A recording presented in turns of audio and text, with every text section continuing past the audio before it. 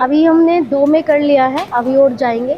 और पूरी विधानसभा में लगभग 11-12 स्कूल है, तो मैं सभी विधानसभाओं में जाऊंगी। 3-4 दिन का कार्यक्रम है और सभी बच्चों को सम्मानित करेंगे। उससे उनका उत्साह बढ़ता है, उन्हें आगे बढ़ने की प्रेरणा मिलती है। और बस मेरा ये विचार था थोड़ा अटके कि 3 बच्चों को, टॉपर को तो सब सम्मानित करते हैं, हम उसी विद्यालय में जाएंगे, उन 3 को तो करेंगे, साथ में उन्हें भी करेंगे जिन्होंने मेहनत करके कोई एक आध नंबर से पीछे रहा है। तो हमने सब बच्चों को यहाँ पर सम्मानित किया है, सबको उनका उज्जवल भविष्य के लिए शुभकामनाएं दी है। कहाँ से ये आइडिया है कि भाई बच्चों को सम्मानित करें, क्योंकि आजकल बच्चों के रिजल्ट्स आ रहे हैं, सभी बच्चे अगली क्लास में जा रहे हैं, तो आपके मन में आइडिया कैसे आया?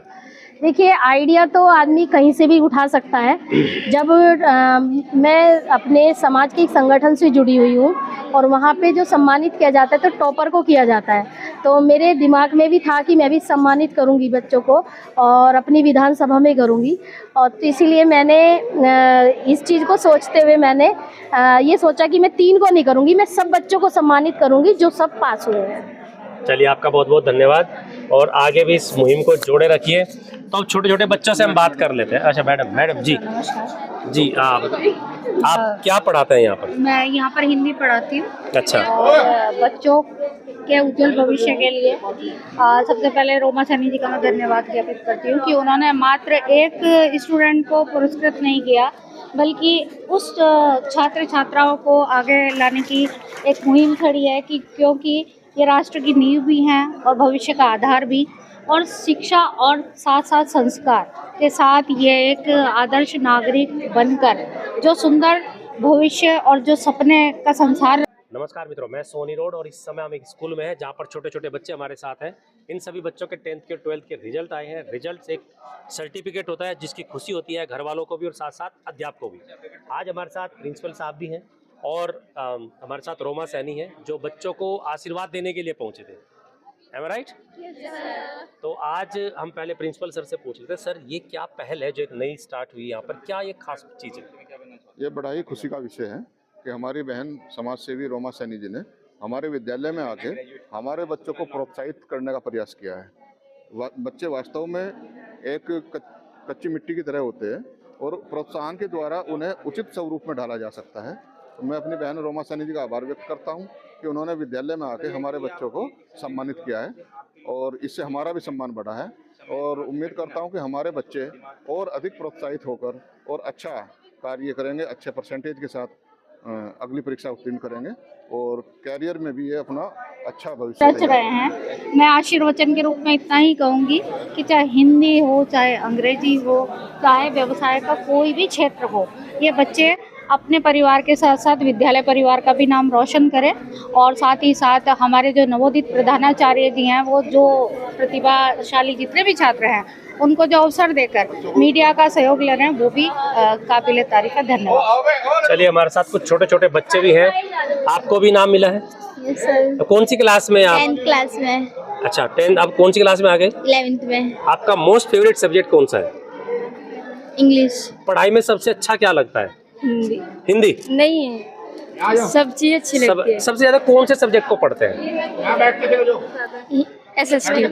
अच्छा देखिए, कुछ स्किल्स होती है जैसा रीडिंग होती है, राइटिंग होती है, स्पीकिंग होती है, तो आपको इनमें से क्या अच्छा लगता है? रीडिंग। रीडिंग। स्पीकिंग कितने बच्चों को अच्छा लगता है? नहीं सर। नहीं लगता। स्पीकिंग कितने बच्चों को अच्छा लगता है? मुझे। अच्छा, आप कभी कहीं स्टेज पे कोई भाषण देते हैं, ऐसा कुछ बोलते करते हैं? Yes sir. उससे कैसा, मतलब क्या फायदा होता है ऐसा करने से? सर उससे फायदा होता है कि हमारे विचार सबको पता लगते हैं और हमें बोलने का एक तरीका पता चल जाता है कि हमें कहीं भी बोलना हो जाके, तो उससे हमें सब। चलिए, हम हैं जीवन ज्योति इंटर कॉलेज और ग्रामीण आंचल का एक ऐसा स्कूल। अभी बात चल रही थी अनुशासन की, तो अनुशासन की जब हम बात करते हैं तो वो पहले झटके में आपको दिखाई देती है कि अनुशासन होता कैसा है।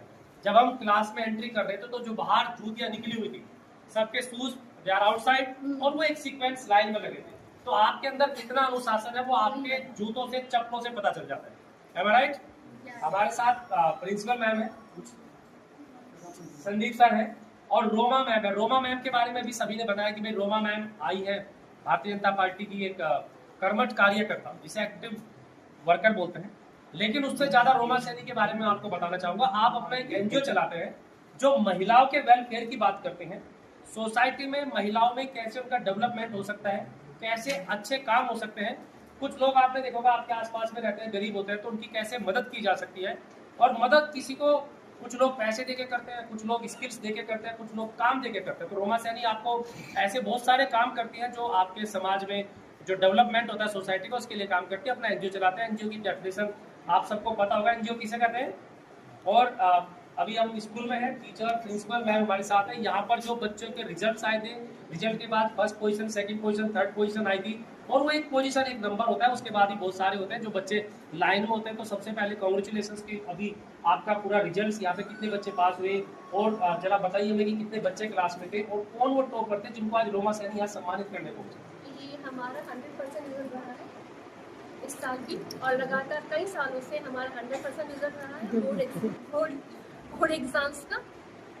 और 12th में बुशरा ने टॉप किया है और 10th में देवांश टॉप किया है हमारे स्कूल से। आज रोमा सैनी मैम यहाँ पर पहुंची है, तो क्या प्लान है, क्या ये पहल हो रही है? ये मैम ने बहुत अच्छा इनिशिएटिव लिया है बच्चों को सम्मानित करने का। जितने भी जो हमारे टॉपर्स हैं एज वेल एज जो पास आउट जितने भी हमारे स्टूडेंट्स रहे हैं उनको मैम ने सम्मानित किया है और ये बहुत ही अच्छा उनका पहल है। आप एक टीचर हैं, being a teacher, being a principal also, so ऐसी क्या चीज़ आप अपने स्टूडेंट्स में देखना चाहते हैं, एक क्वालिटी जो आप देखना चाहते हैं कि वो सभी स्टूडेंट्स में इक्वल लेवल पे और एक लेवल पे डेवलप होनी चाहिए? मेरे अकॉर्डिंग अगर बात करें तो एक इनर फायर जो बच्चों के अंदर हमेशा प्रज्वलित रहनी चाहिए, हमेशा जलती रहनी चाहिए। क्योंकि एक लर्निंग की जो आपका लर्निंग जो प्रोसेस है ये एंडलेस प्रोसेस है, नेवर एंडिंग प्रोसेस। अब बच्चे ये सोचें कि हमने 12th पास कर लिया तो इसके बाद हमारा लर्निंग का काम खत्म हो गया, now we are in the college और हम अपनी मनमानी करेंगे, तो ऐसा नहीं होता बेटा। आप लोगों को इनर जो आपकी फायर है उसको बुझने नहीं देना है। कंटिन्यूअसली आपको कुछ पाने के लिए एफर्ट्स करते ही रहने हैं, क्योंकि हार्ड वर्क मस्ट है लाइफ के अंदर। विदाउट हार्ड वर्क या विदाउट शॉर्टकट आपको कुछ नहीं मिल सकता लाइफ के अंदर। चलिए, धन्यवाद। हमारे साथ प्रिंसिपल मैम थी जिन्होंने बच्चों को बताया बच्चों को कुछ बनने के लिए सीखने की ललक हमेशा जिंदा रखनी। रोमा सैनी मैम हमारे साथ है। रोमा सैनी, आप स्कूल बच्चों को सम्मानित करने के लिए घर से निकले, ऐसी ये कौन सी आप पहल स्टार्ट की और इसके क्या बेनिफिट लंबे समय में हो सकते हैं? देखिए, स्कूल दर स्कूल जो सम्मानित किया जा रहा है बच्चों को, वो पहल मैंने इसलिए की है कि हमारे जो बच्चे हैं वो भारतीय जनता पार्टी की सरकार कहती है कि आप नौकरी देने वाले बनो। तो मैं आज इनके बीच में जाके ये बताना चाह रही हूँ कि जो 10th और 12th के बाद होता है वो एक निर्णय लेने का समय होता है। तो आप लोग एक एकेडमिक एजुकेशन जो ली आपने 10th 12th तक, अब आप एक प्रोफेशनल एजुकेशन की तरफ जा रहे हैं। जाओ, आपको क्या बनना है, क्या आपके अंदर स्किल है, उसको डेवलप करना है। क्योंकि अभी सर बता रही थी कि टैलेंट सबके अंदर है। उस टैलेंट को निकालने के लिए हमें डेवलप करना पड़ेगा कि हमारे अंदर कौन सा टैलेंट है, उसके लिए हमें क्या करना है, वो खुद करना होता है। तो मैं इसी के लिए बीच में आई हूँ कि आप सब बहुत बड़े बड़े ऊंचे पदों पर जाएं, अच्छे बिजनेस करें। और महिलाओं को तो मैं बिल्कुल, जो बच्चे यहाँ बैठी हैं मैं उन्हें तो ये कहना चाहूँगी कि वो तो डबल लाइफ जीती हैं, वो घर में भी जीती हैं और आज की बच्चियां जॉब भी करती हैं। तो आप सब को मैं शुभकामनाएं देना चाहूँगी कि आप सब सेल्फ डिपेंड बने, आत्मनिर्भर बने। आज का जमाना पुरुष प्रधान नहीं है, मातृ शक्ति का है।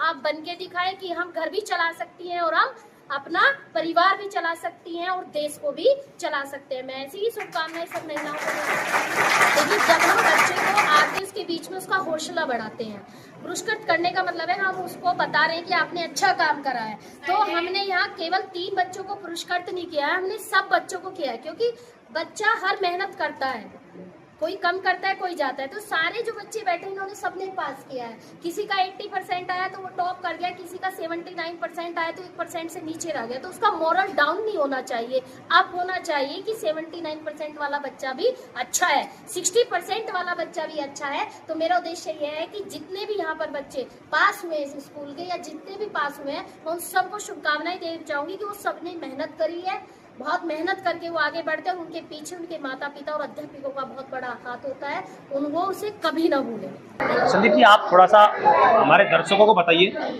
इस स्कूल में क्या खास हो रहा है जो आज यहाँ पर पुरस्कार देने के लिए पहुँचे? मैं आपका धन्यवाद करता हूँ कि आप हमारे बीच में आए, और ये सच में हमारे लिए एक बहुत गर्व का पल है कि हमारे बच्चे जो क्लास 12th और 10th में थे सबका 100% रिजल्ट रहा है अभी लास्ट।